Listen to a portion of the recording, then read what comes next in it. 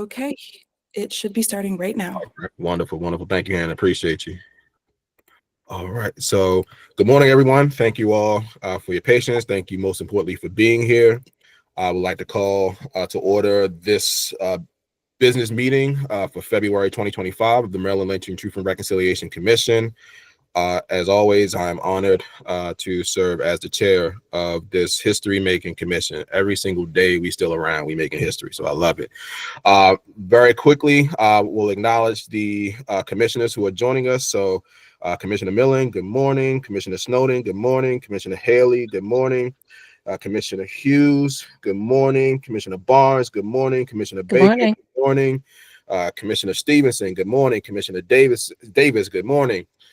Commissioner Armenti, good morning. Commissioner Coles, good morning. Commissioner Creary, good morning. Commissioner Parker, good morning. Commissioner Barrett, good morning. I'm so glad I said a bunch of names this morning. That makes me feel good. All right, let's keep it going. So thank you all. We are well over quorum. Another great thing to say. So we're going to keep it moving. All right, moving along with our agenda. Commissioners, I hope that you have taken a second to look over the business meeting minutes.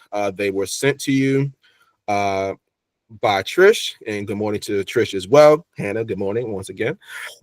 So please take a look. Please let me know if there are any edits that are needed to the minutes for our last meeting, and if not, if someone would make a motion to accept them as presented, please. So move. All right, thank you very much. Is there a second? Second. All right, thank you, Commissioner Creary and Commissioner Snowden. All those in favor, please say aye. Aye. Aye. Aye. Aye. Thank you. Thank you. Thank you. Thank you. Anyone oppose? Anyone abstain? All right, the motion carries. The minutes are accepted as presented. So thank you as always for that. Moving along with the agenda, I will keep my comments quite brief. Very grateful that as of now, we have completed all of our regional hearings. Yay. Yes, everyone, hands up, holla, holla, for real. This has taken a few years for us to do. We certainly had our journey to get from the very first one in Allegheny County to the last one in Carroll County. Everyone has a story. The story includes not just the commissioners that are here, certainly the staff, and most importantly, those on the ground, the members of various coalitions, those coming of their individual volition to make sure that every hearing was special. Every hearing was one of reverence, one of respect, one of healing, justice, and everything in between. So to all of you, our staff, your staff, any way that you contributed, thank you, thank you, thank you. It truly is momentous to say that we did what we were called to do, starting with having these regional hearings. And I know that we have set a tone, a precedent for what we've done. And I know that in due time, others will do what we have done. That is the faith and the hope that I carry. So again, once again, thank you all for everything that you've done to get us to this point, because it is a beautiful place that we are in, all things considered. That aside, on a much more different note, I'm glad the Chiefs lost yesterday. Yes, I'm a full-on Chiefs hater. So I'm sorry. Any Chiefs fans, my apologies, but I'm sorry, not sorry. So that made me feel good. Also, a great performance by Kendrick Lamar. Great way to capture Black History Month. Couldn't get much blacker than that. So if you haven't seen it, check it out. It was great. All right. So with that, to other commissioners, we'll just take a few minutes to do a soul check. If there's anything that you want to share on your mind, on your heart, on your spirit at this time, please do so. Commissioner Millen, I see your hand. Yeah, thank you. I was going to piggyback on the first half of your comments. Since I lived in Philly for a while, we'll leave that one aside. So I just want to echo what our chair just said. We had 13 hearings. We hosted 13 hearings, which included 17 counties where a known lynching occurred, plus one county joined in as a partner and collaborator. The first hearing was held in Allegheny County, which was pretty much 100% virtual in October 2021. Last hearing, as he just said, Carroll County, February 2025. Attendance, so like public members just choosing to show up, range from just under 100, combined both in person and virtual, to well over 300, and that would have been Prince George's County hearing also in January.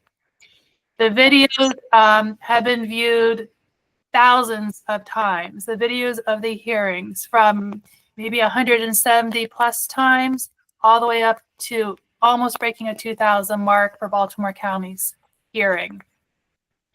And I like numbers, so that's why I had to go to the number route. I started thinking about the volunteer hours of our commission, the commissioners, volunteer hours of our local partners. And I first said, oh, it's hundreds of hours. And then I realized, no, it's thousands and thousands of hours. And I mean, I'm making it up, 10,000 hours. I don't know. It is an incredible amount of work, from research to hosting the hearings to the local partners planning. Lots and lots of people were involved. So just, that's my soul check, is a deep, deep appreciation for the time that everybody has really given to this. And I think that those staff that are receiving compensation for the time have actually probably gone above and beyond what their hourly or their contract states. And it's exciting that we're now entering the next phase of this with the report writing. So that's my soul check, is just gratitude. So thank you. No, absolutely. Thank you, Commissioner Millen, and certainly the work that you've done, I think, goes without saying. Like, we could be here all day, shouting praise for everything that you did to help this go along with Trish. I mean, we know people behind the scenes, and always want to make sure people get their acknowledgement and appreciation where it is rightfully earned and warranted. So I'll just say thank you, because that's the simplest way to do it. Very quickly, just want to acknowledge Vice Chair Chavis. Good morning. Glad you're here. And Commissioner Seward, good morning. Glad that you were able to join us. Any other commissioners that would like to share anything at this time, very briefly?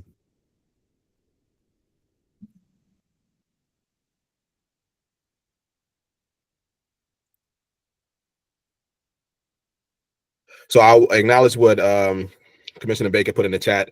Amy, if you could drop those stats, some of the numbers that you compiled, put that in the chat, that would be greatly appreciated. I think it does do a great job of just putting it into perspective, just how much time and energy has gone into this work, just for the hearings, right? We're not even talking about everything else, but certainly the hearings, which is going to be a major element of our history and our legacy. So again, the gratitude is immense. Everyone should be proud of the way that they contributed to this work. So again, thank you. So moving along with our agenda to public comments. So again, to members of the public, we are always grateful for your presence. We're grateful for being along with us on this journey. So if you would like to introduce yourself in the chat, you can just say your name, your affiliation. Certainly, we know many of you already. So if you don't feel like that's necessary, you don't have to do it, because we pretty much family at this point. So members of the public, please feel free to do that if you so choose.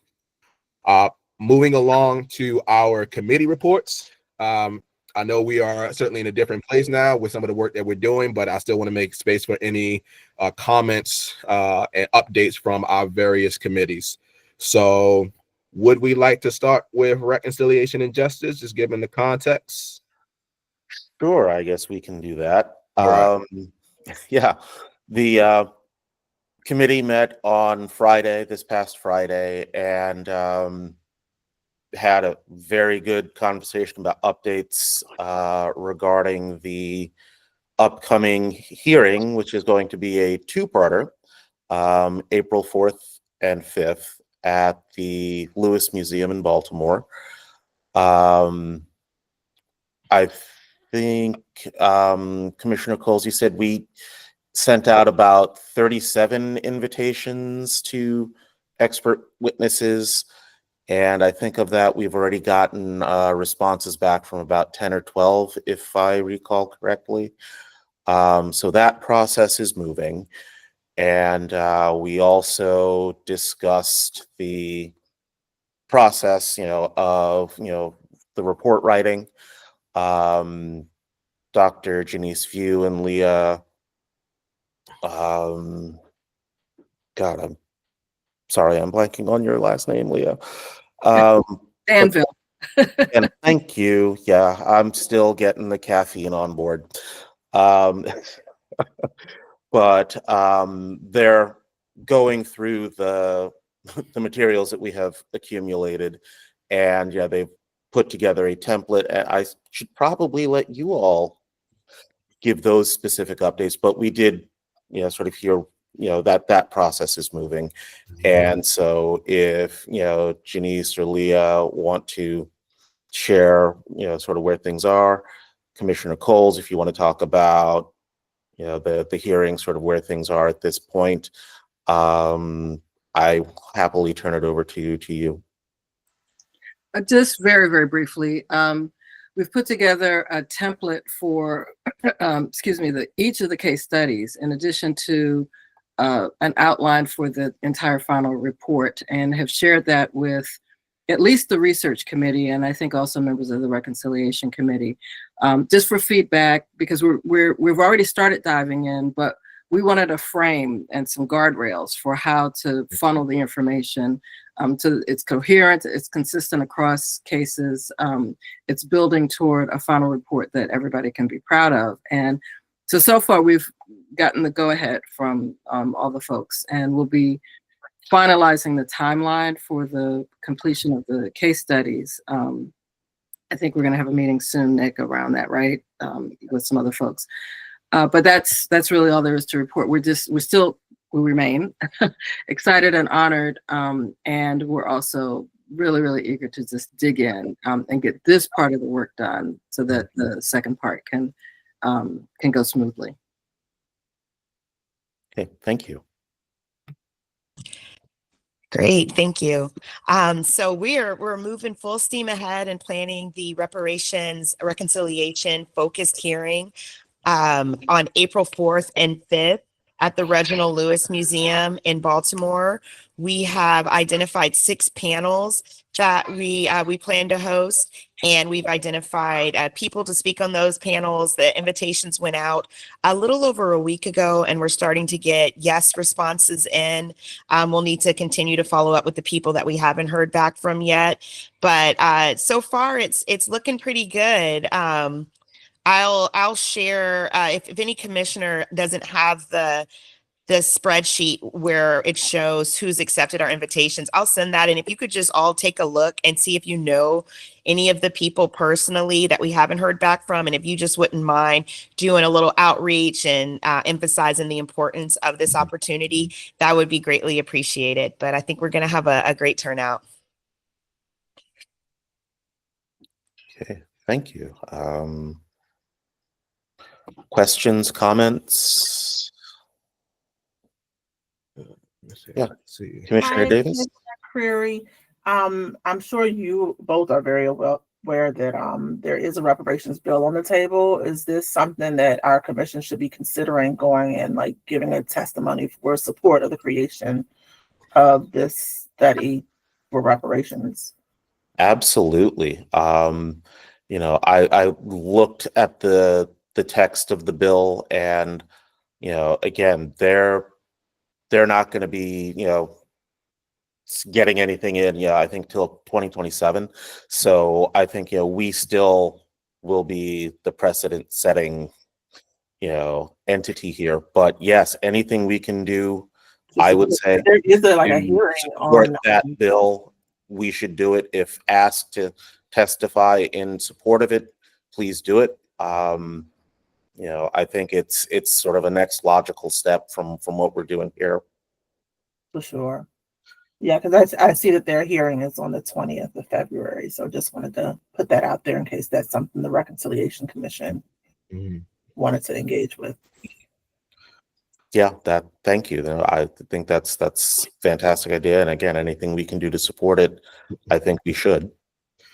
So Commissioner Creary or Commissioner Davis, what is the number of that bill?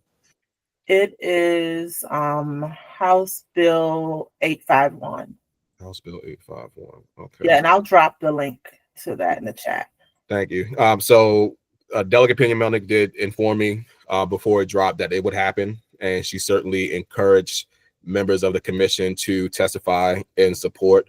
So Commissioner Davis, can you give me the date again of the hearing? It is February the 20th. February the 20th. That is okay, next Thursday. Okay, cool. So certainly to commissioners, I encourage you to read the bill. I encourage you to provide some testimony in support of the bill. That can be done through a written testimony and or an in-person testimony, whatever you are available to do. I think we should certainly lend our support to this work. Absolutely. All right. Anything else from reconciliation? Nope, that's what we got cooking. All right, I love it. It's cooking. All right, thank you so much, Commissioner Creary.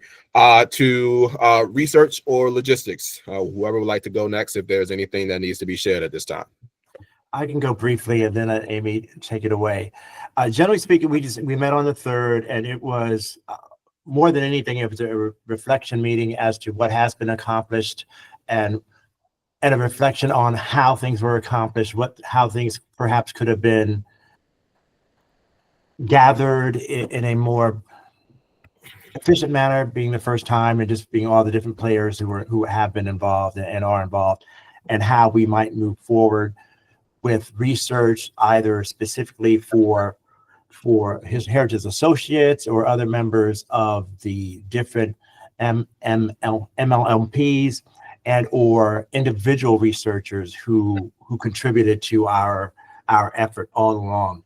And I think some of the main things that came out of it, I would say, as far as things worth noting, more especially to me, and I have to write my minutes when I watch the video again, is that Brett with Heritage Associates, the thing that really struck me is that he had said that perhaps a gentler approach would have been more beneficial in gathering oral testimony or testimony at all from persons who did not know of us prior to this commission's forming, which is to say, some of the terminology that we used was very, or certainly was very strong and forceful and determined and powerful, which is good on the one hand.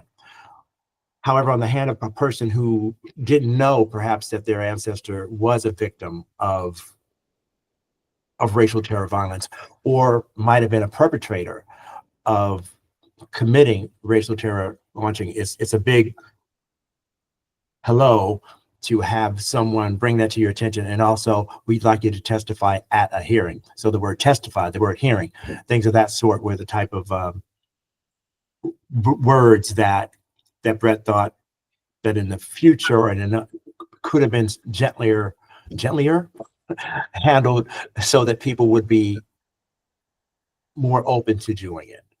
And also that he felt that there could have been, again, this is all hindsight is 50-50, which was a term that was used often in this meeting, better promotion of the commission at large would have been more beneficial, so people would know what was going on. We certainly were aware within those specific counties when a hearing was forthcoming that there would be publicity put forth by those parties who were specifically involved.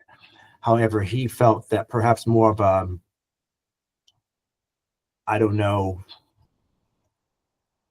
collaborative effect could have benefited us all. Again, with that same idea of that if it wouldn't have been just out of the blue if a commissioner or HA reaches out to someone, if they already know, oh, there's this commission that has been formed and that is doing this. And that was generally repeated throughout the gentler language, perhaps, and also that promotion could have helped us more. Now, certainly hindsight 50-50 again, We had to figure out what the grant was. We had to figure out what we could do with the grant. We had to figure out after that, then who are we going to hire to be our publicist? And as we know, that ultimate decision was here and there. So that's part of the reality of that as well. David Armenti had mentioned how a reflection of how and this maybe could not have been avoided, that there was challenges in the collaboration between the commission and the different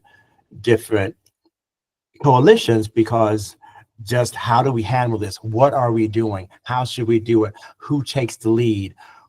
How do we share this viable mission that we all are so committed to doing, so that everybody is respected and everybody is represented enough that at the end of the day, the commission feels that they've done their job, and also that the coalitions have felt that they have followed through with their mission, which in certainly many cases, if not all cases, had preceded the commission's forming in the first place. So that was another one of the major takeaways that we had from that. And so that coming to an end, we do not have any specific scheduled meetings at this time forthcoming for research. However, we are going to, some of our core persons who are part of that committee and also of the other committees will touch base so that we have things in place wherever necessary for the institutional hearings on April 4th and 5th. And if anybody else who was on that meeting and that cares to add something that I might have forgotten or overlooked, please feel free to do so.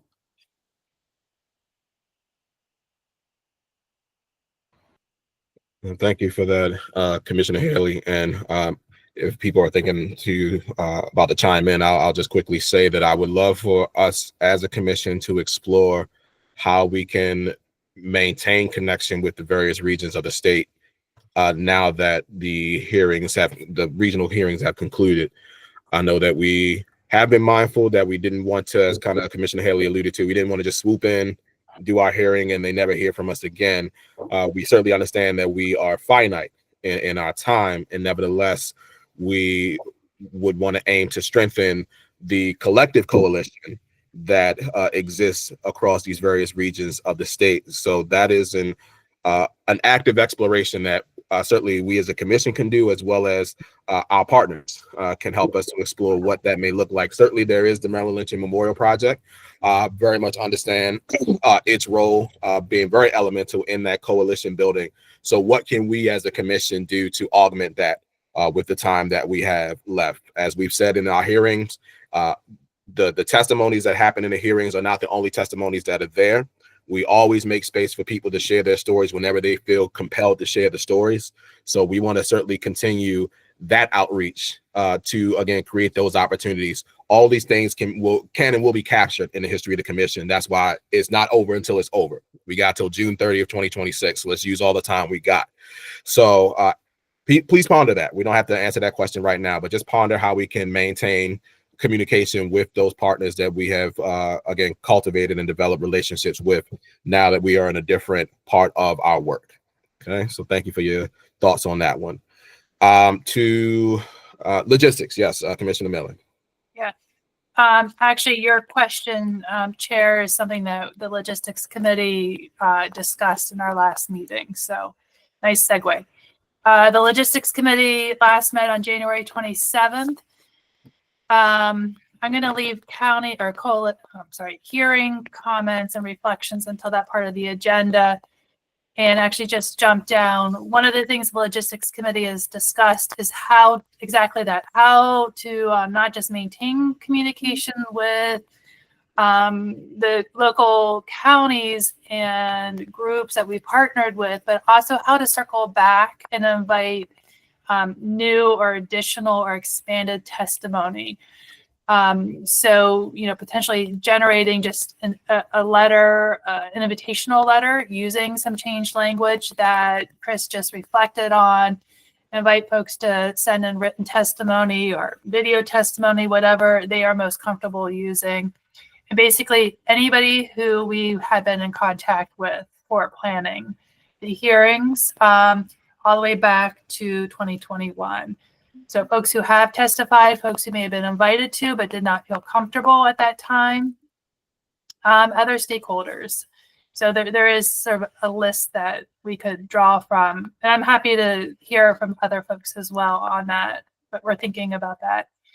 The logistics committee has also talked about, who are we, or what are we going to be doing going forward for the remainder of the lifetime of the commission. So one of that is just how to reach out to prior contacts, but also being available to read report drafts that might be coming out of Janice and Leah's work by way of the reconciliation committee. Otherwise, we're probably going to be moving to an every other month meeting schedule since the county hearings are done. So our next meeting will be March 17th. We will not have a meeting this month, but we wanted to get a meeting in prior to the April hearing. And if we're going to talk about that more later, I can pin that as well. So that's really it for logistics, unless we want to move straight into the last two hearings. Yes, I know I have county region engagement updates. We kind of just talked about that. So, and we'll continue to explore what that looks like now in this new iteration. So, yes, let's move to the hearing. So we can start with the PG County hearing, since that was the earliest one, and then talk about the Carroll County hearing. Yep. So Prince George's County, the hearing in Prince George's County, and I'm glad that Diane, you're here so you could jump in to correct or augment as you so choose. I think that the registration for public attendance blew all prior records out of the water. We had 280 registered individuals. That includes both in-person and virtual to attend. It was a robust and full hearing. It was sort of a all-star show with the AG attending and Delegate Kenya Melnick and others. It was also one of the things the logistics committee reflected on. Really nice to have some of the younger voices. So college students reading the 4 narratives of the victims. The narratives have been written by members of the Prince George's County Lynching Memorial Project, but read by college students. That there were also college students from our chair's class that's being co-taught with Michelle Galverick, if I'm saying her name right. So it was Loyola Morgan students who actually came to the hearing. And that just was, that changes and adds to the conversations that's taking place. Then Carroll County was on February 1st. And again, we had college students from McDaniel College attend. Both hearings, students came up and actually spoke during the public comment period. And one of the things the logistics committee has talked about is the value of that public comment period and how it has evolved from hearing to hearing. And that really puts an extra personal stamp or mark on that hearing in that region. And it's been a great place for people to ask questions or to express their own opinions, to give recommendations. It's been a very valuable and rich time.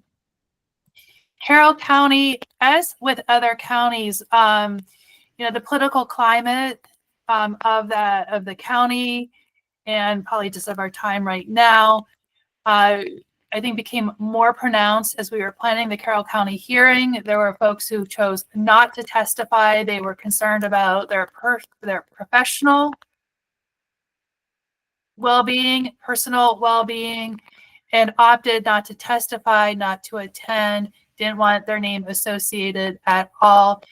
It's not just Carroll County. We've seen this in other counties, but this was especially, I think, noticeable in that moment in time. So, and especially around education and curriculum, what folks are allowed to teach in the classroom and not allowed to teach, and really not being able to come forward and state that in a public way. And so I think we need to, I'm just saying that out loud. That was something that came out of that hearing, loud and clear. And it's not the first, again, not the first. I want to make sure that Carroll County doesn't carry this alone. This is a theme across, and it was just an exclamation point in this hearing. I think Generally, both hearings went off fine as planned, meaning there's always flexibility. Speakers come at different times. Somebody might not show up. Somebody else shows up. And that's a lot of behind the scenes work. And our partners in both were really incredible and strong, both Prince George's County and Carroll County. So I think I probably covered it. I don't know, Diane, if you want to add anything more from your perspective as a local partner in Prince George's County. I wasn't planning to. We are relieved it's over, and we were really appreciative of Amy's really insistence on our being open to being flexible and expecting change that may not have been in our DNA. And I think it was helpful for us to know. I am wondering whether the learnings from the research committee will be, whether you might consider as a commission inviting the coalitions that participated in the public hearings to give our experience from our points of view into that, and then whether it will also be reflected in your final report, because I'm thinking about, hopefully, as been previously stated, that we're not the last state to have a commission like this, and others could learn from the tension that we experience between the local researchers and the commission's researchers. So I don't know if that's going to be included in the report that will be written at the end, but I hope you will solicit further input from the county coalitions on that. And kudos to all of you. I mean, I've been attending these meetings on a monthly basis pretty much, and I have become aware of how much work, and then to be involved in ours, in an intimate way as the team lead. It was a ton of work, and I don't think you people are being paid enough. I mean, you're not getting paid at all, and I don't think the commission has enough staff support to do the work that they charge you to do. So I hope that goes into the report too. I mean, it's probably not realistic for other states to really do a good job of funding these efforts, but it should be. So I'll shut up there, but look forward to further communications. I think these are some good points that you just shared that will certainly, I can see people scribbling, writing down some of your comments and questions. So they'll be coming back around in conversation. So thank you for sharing those. From the April 4th and 5th hearing, from the logistics side, the registration for that hearing, that 2-day hearing, is live. And we are logistics. Actually, this was executive committee. We discussed a little bit how to manage some of the in-house, like day of arrival logistics in we'll call it the lobby of the Lewis Museum. We have really leaned on our local coalition partners to run that space and sort of own that space. This is different. We don't have that. So thinking creatively, and I have some ideas that sort of came out of the executive committee meeting. And so I just need to, Trish and I are meeting this afternoon to flesh them out a little bit more, and then we'll be reaching out. That's all I have. Gotcha. Thank you, Commissioner Millen. Thank you, Reverend Tiger, for your insight as well. Any other thoughts around our last two hearings in Prince George's County and Carroll County?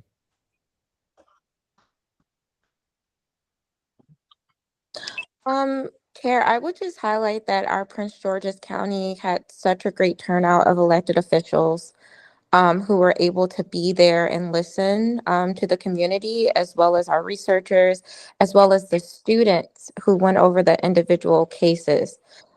We had a wonderful historian who really gave us a visual presentation of what it was like to live in Prince George's County during such an oppressing time. And it was just very insightful. So I just wanted to lift up those things. No, thank you, Trisha. Appreciate that. And absolutely, I was very pleased. Like, yeah, I think it's safe to say that Prince George's County was kind of the all-star all-star game of hearings, just with again the attendance in terms of quantity, but also those like elected officials, way more than I would have anticipated being in attendance and staying as long as they did, which I think shows how meaningful the history was and how they saw themselves connected to it, and the fact that quite a few of them made very public declarations of their support. That was the part that really got me, and certainly following up on that, their commitment to this work was very affirming and uplifting. So I'm grateful for that, and the Carroll County one was great as well. I think, as we have seen, they all have their flavor, which they should, being in these different regions of the state, and the common denominator is certainly that they're meaningful, and that people certainly know more, and I think have some semblance of healing, some semblance of justice, simply with the expression of these stories. As we've said before, the number one recommendation that's come out of this work is for people to know that it happened. So the fact that we have done our part in that regard with these hearings, which again happen in person, some virtual, but they're all available for people to see and to know this history from that standpoint.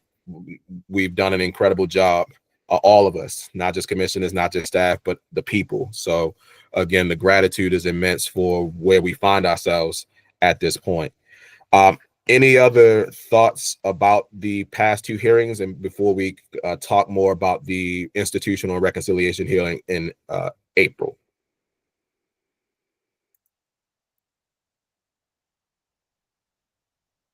David, I would Yes. just, I love what Reverend Diane suggested in terms of having feedback from the coalitions, because from a commission standpoint, when the bill was drafted and we came into this, it was already put in our laps, like we were going to be partnering with these coalitions. And, none of us had ever met the coalitions before. And so we were coming into this new and kind of, I don't want to say blindsided, I don't think that's the right word, but the assumption on our part was like, oh, we're going to meet these people and everything's going to go perfectly fine because we have this established relationship. And really, we didn't have an established relationship. And so I think from the perspective of the commission, it's really important ahead of even like the bill being written and passed, that there's conversations that happen.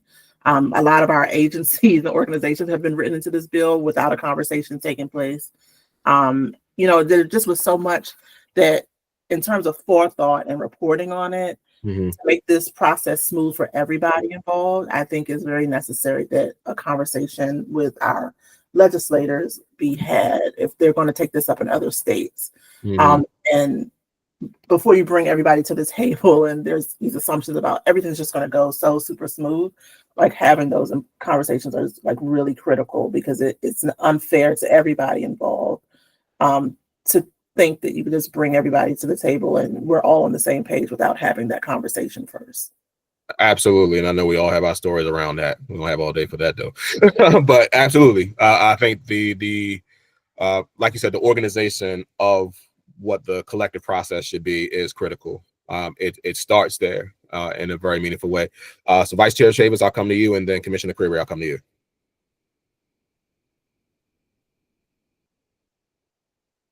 Charles. You there?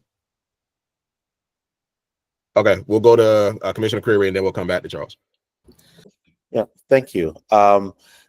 Just, listening to Commissioner Davis and, just sort of thinking back to something that Caleb Bogile-Robgo, wrote, talking with her, at I think it was the Maryland Lynch Memorial Project's annual conference. She said, listening to, some of the stories and some of the, the challenges that we've had, she said, well, if it's any consolation, it's, what you're going through is reminiscent of what other truth commissions have had to go through.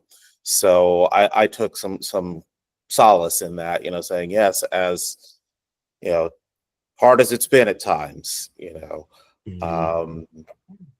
Other folks, you know, who have done this, you know, on a national or international scale have had to deal with similar kinds of things. So yeah, I felt pretty good about that, you know, just saying, yeah, we're not perfect.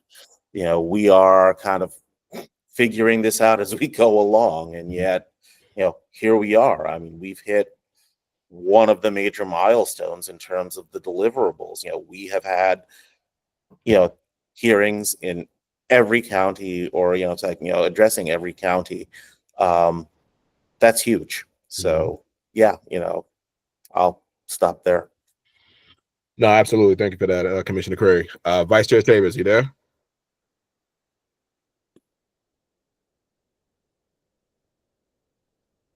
Okay, he must still be away. All right, we'll come back. Hopefully when he returns. Any other thoughts around the hearings? And we can transition to talking about the institutional hearing if there's some things we need to focus on. And I will start with saying the main thing for commissioners: show up. This is our Super Bowl. All right. Actually, I'll give a more appropriate term. This is our WrestleMania, since WrestleMania is 2 nights now. This is our WrestleMania. Okay. We need you there. We need you there as much as you can be. We realize that it's 2 all-day chock full of panels and a lot of information days, but we certainly want to make sure we have as large of a presence of our commission as possible. I would love to see every single one of you there at least one of those days, but ideally both of those days. And with that, I will give it to Commissioner Millen to go into more details about that. And Commissioner Creary and Commissioner Coles, however we need to talk about this last hearing. I'll pass it to Commissioner Creary. Okay, cool. Yeah, I mean, you know, I'm tempted to just pass it over to Commissioner Coles, but I mean, I think, you know, we're, yeah, as she said, we're moving full speed ahead. You know, we're developing the agenda, you know, again, and if folks have questions that they would like to put before the experts that we're going to be bringing in, please share those. Yes, the dates are April 4th and 5th, and yes, April 4th and 5th. And yeah, not lost on me that, yeah, April 4th is going to be the anniversary of Dr. King's assassination. So, but yeah, I don't know if folks have questions about that. I mean, yeah, we're putting it together, you know, and again, I have to give, you know, a shout out to Commissioner Coles and her intern Kayla, who have just done a phenomenal job of putting together that list of witnesses. And you know, and again, thanks to this, you know, our partners and colleagues in the archives for getting those letters out and the invitations out. This really is, you know, sort of one of those moments where, you know, it takes a village, and y'all have just been fantastic on that. So I'll shut up, turn it over to Commissioner Coles if she has anything else she'd like to add. I just dropped the registration link in the chat so everyone can see that. And I think Amy is you've set aside some spaces, you've reserved some spaces for commissioners, I think. You pulled out from the total RSVP. I have not, but I plan on doing that. But it would be great if you could register, because it's really hard to backfill names into a registration. That's like the last thing I want to do at 5 a.m. of the day of a hearing. So if you could register, and we are going to be capped at about 200 people in the space. That includes speakers, commissioners, staff, everybody. Chris, I'm seeing now on the commission's website, or Hannah or Emily, I think we're going to need to change something on the website in terms of the hearing is showing as a meeting, not a hearing. Thank you for catching that, Amy. Yeah, single day, not both days. and there's no Okay. registration. Yeah, so we'll circle back to that. Thank you. I'll be on it. Yep. And, Thanks. and yeah, oh, sorry, go ahead. Finish, Amy. Sorry. No, it came up because I was looking for the registration link quickly when you beat me to it. Oh, okay. Go ahead. You sure? Okay, sorry. I was just gonna say when I sent everyone the contact list that has people's responses, if you could not only take a look and see if you have any personal relationships, but if you could also look and see if there's anyone that you think would be perfect for this hearing that we've missed, and flag that for us as well, because it's not too late to send out other invitations. So if you could just kind of take a look at that and, send an email to me and Nick saying, I really think you should consider asking this person. And then we could look into making that happen. Vice Chair Davis, I see your hand.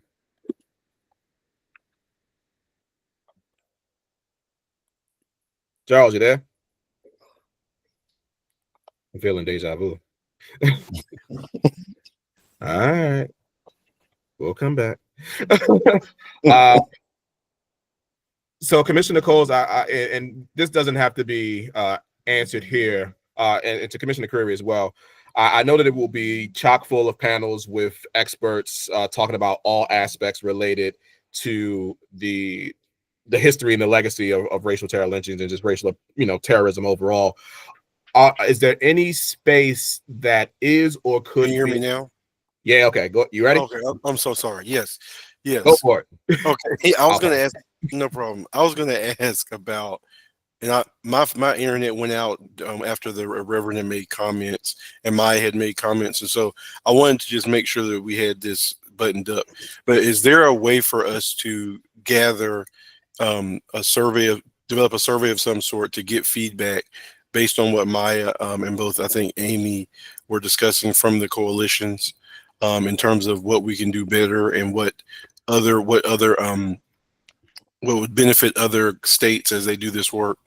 Is there a way for us to create some sort of survey or mechanism by which we can get that feedback from the coalitions and partners who we worked with, so we can make sure that's put in the report? That was one thing I wanted to say. Unless you already have dealt with that, I didn't hear the resolution. No, so we didn't come to a definitive conclusion. I think we all said it's a great idea to get feedback from the coalitions, and I think having some type of instrument to do that is a good way to go about it. Now, I'll admit I'm a qualitative guy, so I just think we should get the coalition in the room and ask them to tell the story. We can do both, right? It's not an either or, but I think certainly starting with a survey or a questionnaire where it just provides that general and somewhat specific feedback as to how the work of the commission could be improved, and certainly later iterations of similar commissions can do the work better is helpful. And we can do that easily through a Google form, right? It doesn't have to be super complicated. Do a Google form with those questions, and we can send it out to all coalition members and just people who have supported the work of the commission to gauge their insight. Okay. Yeah. Great. Thank you. I just wanted to make sure I asked that question. No, absolutely. You got something else? No. I wanted to make sure that Professor Eiffel had gotten her invitation as well. Okay. She has, but we haven't heard back from her. If you know her personally, do you think you could ping her?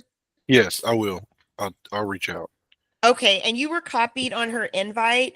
So if just search for that in your email box, and then you could just reply to that to get it to her again. Okay, perfect. We'll do. I'll send her a text now too. Thank you. You're welcome. Awesome. Yes, Dr. V, I see your hand. Yeah, I wanted to ask Michelle if she's heard from Dr. Gloria Ladson Billings, because I'm in touch with somebody who might be able to push that along if you haven't heard anything yet. We have not heard from her. Her invite went out in a later round. So I think she got her invite this past Thursday, but we haven't heard from her yet. So it would still be great to follow up with her. Okay, will do. Thanks.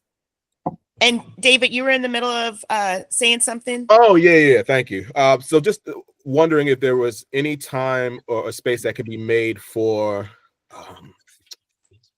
I don't know, I guess spaces of healing. I know we'll talk about a lot. I know we'll disclose a lot of information, a lot of insight into the history, but we definitely, if time allows, and I know there's a lot that we want to get accomplished, but to just allow for that space of collective reflection, right, and healing for the history that, even if, I'll be selfish, even if it's just for us as commissioners who've had to be around this for the past several years, if not longer, but to, I think, facilitate that for everyone who's going to be there to, again, process in a very human way. It can, I have ideas, but I would just like to see if there's any way to make some space for that, at least one of the days, if not both. Yeah, I think we could definitely make space for that. I'd love to hear your ideas. And, we have the public comment section, which isn't quite the same thing that you're saying. And then Amy was also kind of exploring maybe setting up some type of storytelling stations outside of the hearing space where people could record their thoughts, their feedback, but we could certainly have it as like a formal part of the agenda where maybe it's a 15-minute segment where we ask, learning, what I'm saying, learning and healing, to maybe lead us in an exercise that could be done. So yeah, I think that's a great idea. I just want to turn to Amy in case she has anything to add on that. Yeah, I mean, I think there will be, I'm not sure what the current lunch break length is, but I think it's roughly an hour. And so that also gives a little bit more organic time for folks to be in conversation with each other while they're grabbing something to eat. And as Commissioner Coles just stated, that I would love to provide space for folks to give testimony or share reflections or recommendations during the before, during, after times of the 2-day hearing. How that's done is a lot to think about. And I think I've already said in other spaces, it's generating more material that will need to be processed. And so, practically speaking, what form is that best received in? If it's a video or audio, then it needs to be transcribed, and then it still needs to be coded and analyzed. It should just be written. I want to make it accessible, and we all share what we think in different ways. And so I do want alternative ways. But anyway, and the how of that. Day 2, it actually will probably the hearing will end earlier than 4. We're just putting 4 as the outer end. We need to get out of the Lewis by a certain time. And I see Commissioner Parker on here, so I wanted to state that we know that. We want to give the extended time because it's always easy to back off as opposed to add on. So, the afternoon, the day will end earlier on the 5th. And again, folks can organically continue the conversation as they're leaving the Lewis and maybe grabbing a bite to eat in groups. But there's lots of things that could happen. So. Absolutely. Chair, I was just going to say to Amy's point that we will be leaving out around 2:00 on the 5th in respects to the agreement with the wonderful Lewis Museum. Okay, no, sounds good. No, thank you for that. Commissioner Davis, you had your hand up. Yeah, and I'm glad Amy clarified about the second day. I was just going to ask, if we could give people a little bit over an hour, because I don't know what the plan is in terms of will lunch be included? If it's not, just because if it's not, people have to leave out and go get lunch, and it is Baltimore on a Friday, and it may take a little bit more time. And I know when the National Trust did their 2-day gathering with descendants of enslaved, they gave people a little bit more time, just a little bit over an hour to kind of get that buffer. And I'm thinking maybe hour and 20 or something like that. Just want to make that suggestion. No, absolutely. I'm sorry. Yeah, I mean, we're playing with that time. How long? We know lunch needs to be long. The commission, does not have funding to provide food. We don't necessarily want to charge people to come to a public hearing in order to cover the cost of the food. So there is this little bit of tension that's taking place. So we need to allow folks to get out, get food, and get back. But there's a lot that Commissioner Coles and Creary have planned and identified in terms of speakers. And it was going to be a 1-day hearing. We've already expanded to 2 days. we're not going to expand to 3. Hard stop, because this, we need to set boundaries and limits. So I hear you, and we don't have a great answer yet. And I mean, this would be my suggestion if it's possible. If we were able to just have very light snacks like crackers, cookies, water, something set up. We did receive a $500 grant from something that Michelle Garrick got for us. I can't remember what the source of it was. So we have this little bit of money that I don't know if we've used it yet.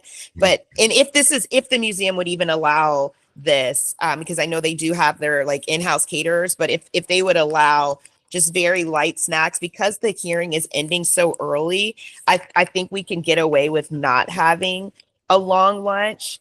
And I know, Trish, you said we would end at 2. I was thinking it would be 3.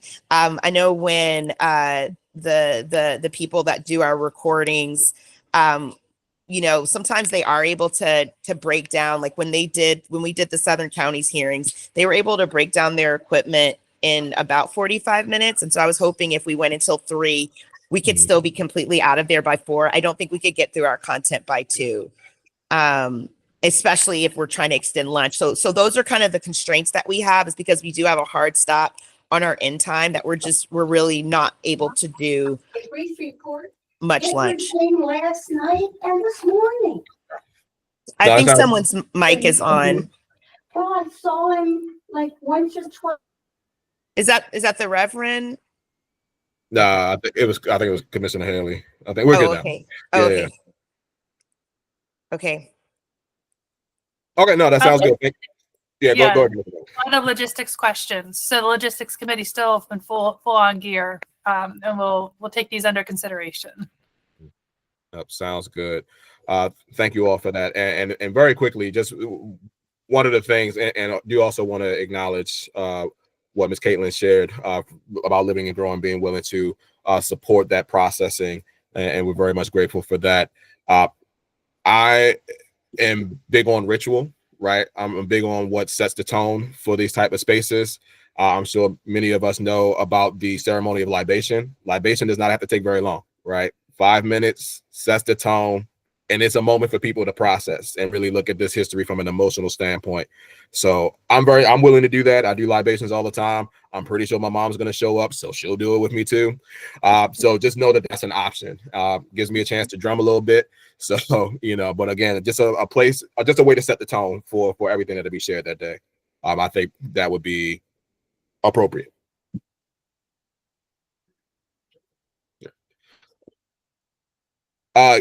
Yes, Commissioner Barrett, see your hand.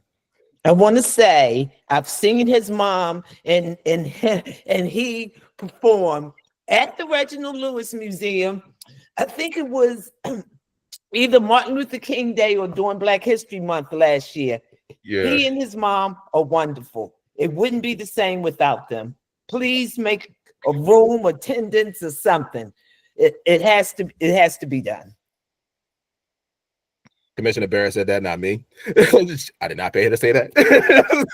But no, I appreciate that. No, thank you. Again, anything in support of this moment. I know I'm happy to do it. I know my mother's happy to do it. So just let us know where it makes sense, and we'll make it work. So thank you for that. All right, being mindful of time. Anything else regarding the institutional reconciliation hearing at this time? Okay, cool. We have discussed a lot, so I'm grateful for the progress that we've made. Okay, we'll transition to announcements. Any announcements that commissioners have at this time? Members of the public, if you have any announcements to share, you can please do so in the chat. And commissioners, you can say yours out loud if you have any announcements to share. It's Black History Month and none of y'all got anything going on? Come on now. I have one thing. I'll add it. I'll add it to the chat. The Calvert Library System and Maryland Libraries Together is hosting me for a Black History Month presentation in person and also online in Calvert County. And so it's I'll send you guys the link to that if anyone wants to join online or attend in person. And I shared it. I was the liaison to the Southern County, so I shared it. Friends down there, if any of them are available to attend as well. No, thank you for that, Commissioner Coles. I appreciate you and good luck with that. What day is that? It is on February 27th. I will be there in spirit. February 27th in the evening. So it's an evening program. So around 6 p.m. Got you. No, well, thank you for sharing. Please attend if you can, if you are available. Commissioner Armenti, I see that you put something in the chat. Do you want to speak about that very quickly? Sure. So we have a new exhibition at NCHC, which is focused on the digital and other representation through generative AI, particularly for the African American community and that level of representation. So we'll have a panel discussion with the curator, artists associated with that project and the Chicory Project this Thursday. Free event at the museum. Check it out if you're available. Thank you for that, Commissioner Armenti. Appreciate you. Commissioner Creary, I see your hand. Yes, and I'm going to drop this in the chat. Next Thursday and Friday, we will be staging a conference at the Middlebury Institute in Monterey, celebrating the centenaries of Malcolm X and Frantz Fanon. So we've got Lewis Gordon coming in to provide the keynote address on Thursday evening. Come check it out. It's going to be we got some really cool panels, including one, dealing with, Fanon and Malcolm and hip hop. So yeah, that's going to be pretty cool. So anyway, if you can make it, the registration's there in the chat. Yeah. Awesome. Thank you for sharing. Appreciate that. Commissioner Stevenson also put something in the chat. Michael Eric Dyson will be speaking at University of Maryland Eastern Shore in the Ella Fitzgerald Performing Arts Center on the 19th at noon. It is free and open to the public. So please attend if you can. Thank you for that, Commissioner Stevenson. Commissioner Haley, I see your hand. Yes, hi. I'm not. It hasn't been confirmed yet. Well, I guess it's been confirmed, but there's no registration. I'm doing a talk on. Well, I'm doing one for Galesville. I'm not sure if that's going to be tomorrow or if it's going to be on the 18th because of weather concerns. We're still trying to confirm what day that is finally.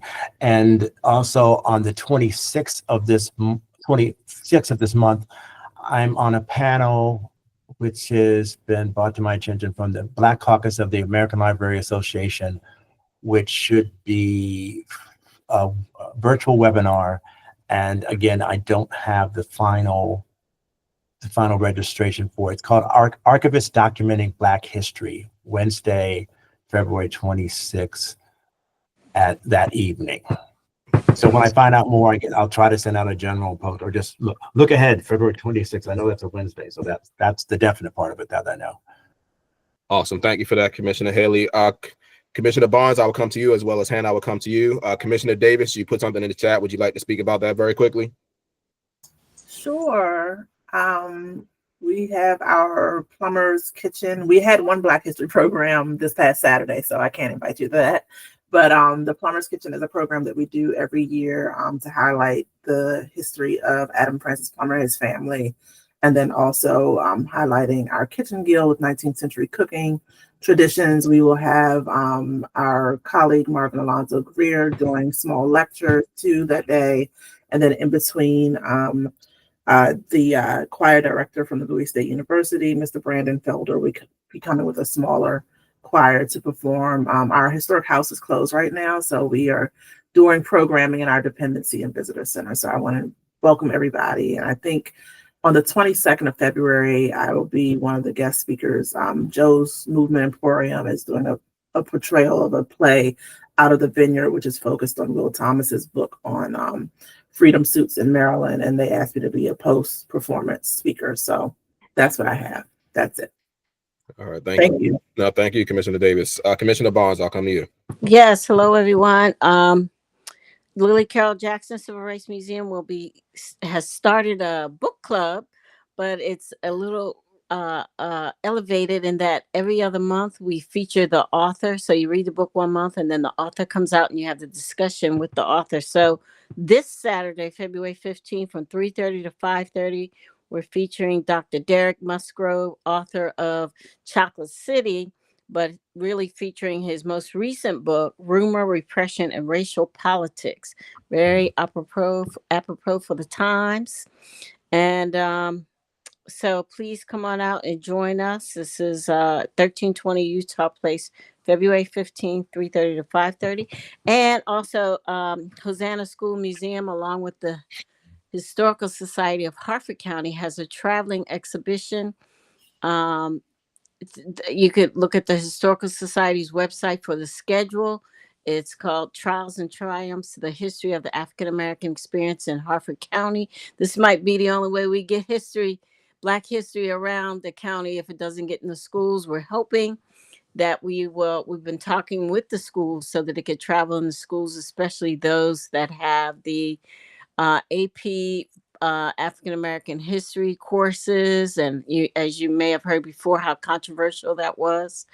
But it looks at all aspects of life, from from slavery to freedom, from sports to business to communities, and all of that. So it just ended at the Hayes High House at Hartford Community College, and it will open next week at the Hartford County Abingdon Library in Abingdon, Maryland, and will be at various venues throughout the county. So come on out, check it out. It's pretty expansive, and the community was very involved in contributing objects and photos, etc. Wonderful. Thank you for that, Commissioner Barnes. Appreciate you. Hannah. Thank you. I wanted to share an event that I think is pretty cool. The Enoch Pratt Free Library is having a writers live discussion this evening at 7 p.m. featuring Judith Giesberg, who recently published their book, Last Seen, blah, blah, blah, The Enduring Search by Formerly Enslaved People to Find Their Lost Families.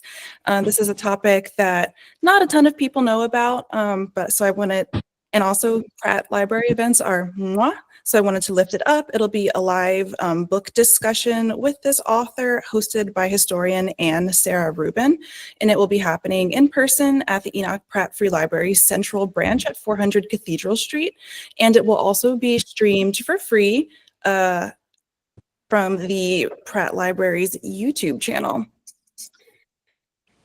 All right. Thank you for sharing, Hannah. Appreciate you. Any final announcements? I knew y'all had stuff going on in Black History. Why y'all try to hold out on me like that? Come on now. This is the easiest month. Let's have some announcements. All right, Commissioner Barnes, I'll see you here.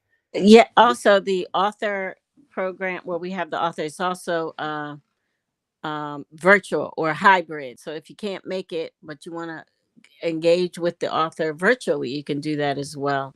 So look for it on our website, Lily Carroll Jackson Civil Rights Museum.